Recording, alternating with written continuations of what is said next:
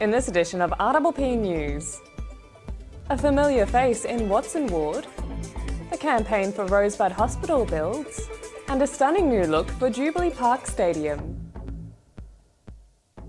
Hello, I'm Catie Sharp. Welcome to the latest edition of RPP News, bringing you stories from across Frankston and the Mornington Peninsula. 5 teenagers have been charged after police spotted them travelling north along the Muradoc Highway in a stolen car. On the 23rd of March, 2 males and 3 females were charged with theft and driving-related offences. It is believed the car was stolen from an address on Marilla Close in Mount Eliza.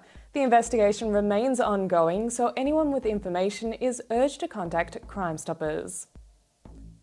The Mornington Peninsula Shire's Watson Ward has a new representative, and it's a very familiar face. Kate Roper is set to return to council on Tuesday after winning a postal ballot following the resignation of Paul Mercurio, who is now the state member for Hastings. She will look after townships including Baxter, Somerville and Tyab. Ms Roper was previously a councillor for Cerberus Ward from 2016 to 2020 and told Tracy Hutchison on RPP's Peninsula Talks that her experience in council and business qualifies her for the role. When I was the last councillor, I kept every election promise I made and delivered more. So I want to look back and be able to say the same thing. I don't want to make big false promises, but what I can promise is that I will work hard to get things done here. Everybody's sick of nothing happening here, not getting funding, and that's what I want to change. That's my motivation.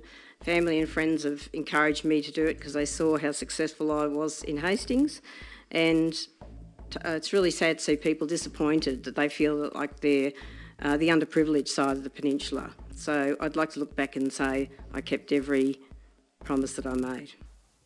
Victorian electoral figures show Ms Roper won the seat on preferences. The Committee for Mornington Peninsula has urged a bipartisan and community-supported campaign to get the Rosebud Hospital rebuilt. Plans and discussions about the hospital have been canvassed for years, and the newly appointed CEO for the committee, Josh Sinclair, says piecemeal solutions are no longer acceptable. We really want to work with council, our local members, Liberal, Labor, it doesn't matter.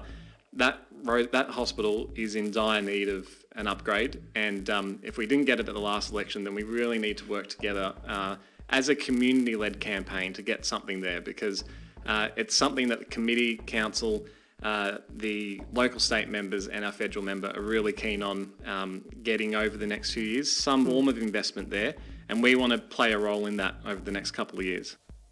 Peninsula Libraries are supporting the 1 in 10 people affected by dyslexia. They have put blue stickers on the spines of dyslexic-friendly books, making them easier to find. The neurological condition leads to difficulties with reading and spelling. The books include special fonts and more accessible layouts. The libraries also have a free Borrow Box app, which changes the font, text size and background colours of ebooks. The facade screen of the new Jubilee Park Stadium has been revealed and brings together art, sports and cultural heritage. The screen design is based on artwork by Bunurong man John Winch. It depicts the changing of waterways within Bunurong country, both by nature and by humans. In the past, Bunurong people constructed fish and eel traps, but over time waterways have been channelled or hidden underground. Bunurong people are now working with others to restore Frankston's natural waterways. The artwork complements the presence of Aboriginal gathering place Nair Ma Jambana, which is also located within Jubilee Park. The stadium is set to open this month. And with the Easter holidays nearly here, take the kids to the Frankston Arts Centre for a live performance of the classic book, Are We There Yet? Alison Lester's book comes to life on stage with songs, fun and quackers for children aged 3 to 10. Join 8-year-old Grace and her family on their adventurous and hilarious expedition around Australia. From the team behind the Gruffalo and the multi-story Treehouse Stories, this new adaptation from multi-award-winning playwright Finnegan Krukemeyer is a celebration of family, love and the diversity and beauty of Australia. Book your tickets online or at the Frankston Arts Centre box office. After the break, we have Bianca with this week's weather report.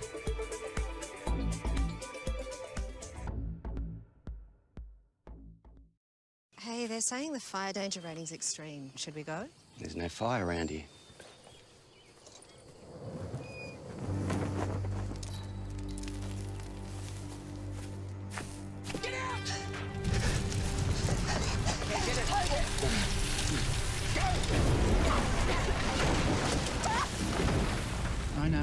spread bushfires as far as 40 kilometres.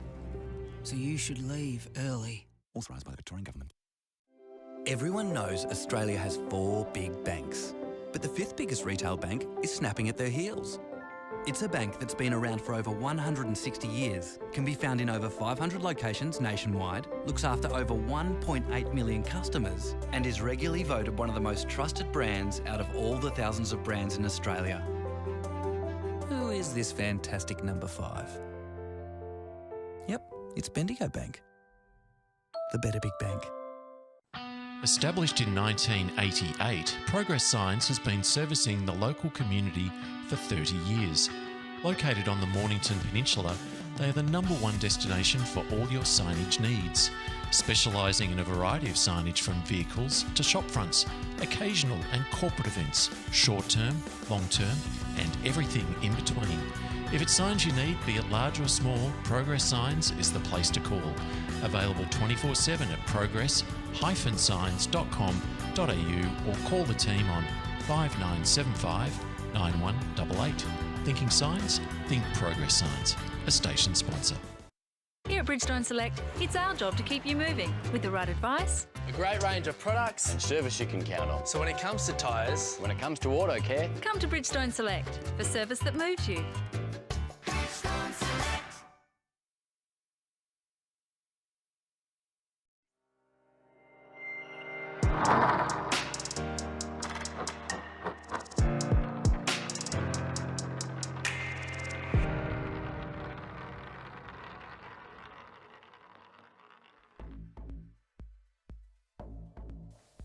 Welcome back. We go now to Bianca with the coming week's weather report. Hello, I'm Bianca and welcome to this week's RPP weather update. Well, as reported last week, the rain has been consistent over the last week. Let's dive into this week's forecast to see whether we will get a break from all this rain. Sunday, the 2nd of April, should bring us a mostly overcast day with some hints of rain. We should reach a low of 9 and a high of 19. Monday should be a wet day with a low of 9 and a top of 21. Tuesday will be much the same, rain with a top of 23 and a low of 12. Wednesday sees this trend continue with a low of 13 and a high of 22. Thursday sees even more rain over the peninsula with a high of 23 and a low of 13. Friday sees the rain continue with a top of 19 and a low of 9. And finally, Saturday should see the sun popping through the clouds with a high of 15 and a low of 11. Well, that's all for this week. Try to stay dry and I will see you next week. And that's all from our team here at RPP News, serving the community with stories that matter to you.